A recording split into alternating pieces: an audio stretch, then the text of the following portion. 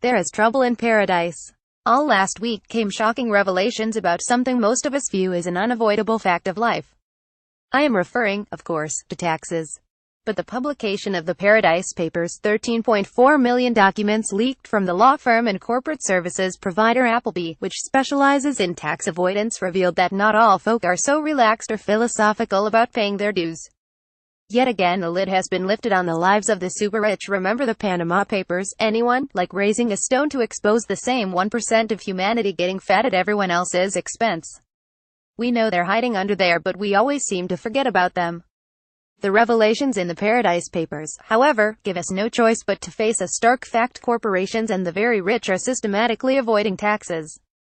And the very system of taxation ordinary people trust is letting us down. Let me say from the start, Appleby and their clients are not acting illegally. To me, that is the most disturbing aspect of the whole greedy, seedy business.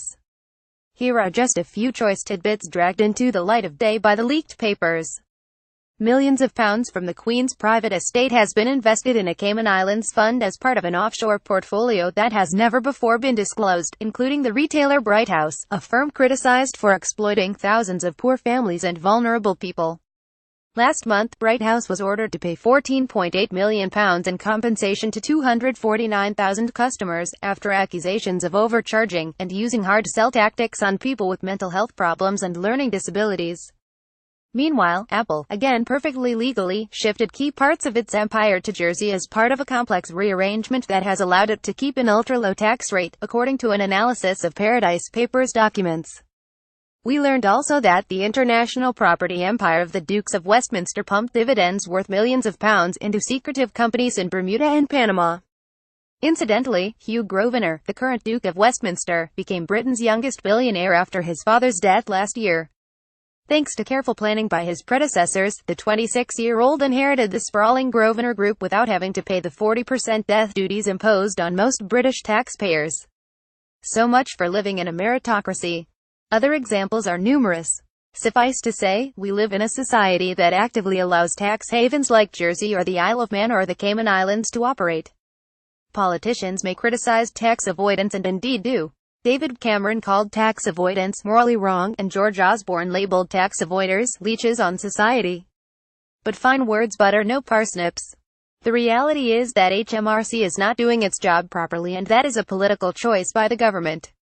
For example, in 2009 HMRC set up a specialist unit to investigate high-net-worth individuals. But when the House of Commons Public Accounts Committee examined the unit's work this year, they uncovered it was today raising £1 billion less than when it was set up. Of the 72 investigations into wealthy individuals opened by HMRC in the 5 years to 2016, only one resulted in a prosecution. Such failures can hardly have been helped by the government's decision to shed 40% of its staff in the last decade. Let us not pretend our lives in York are unaffected by tax dodging. For years we have been told that there is not enough money for social care, the NHS, schools, libraries.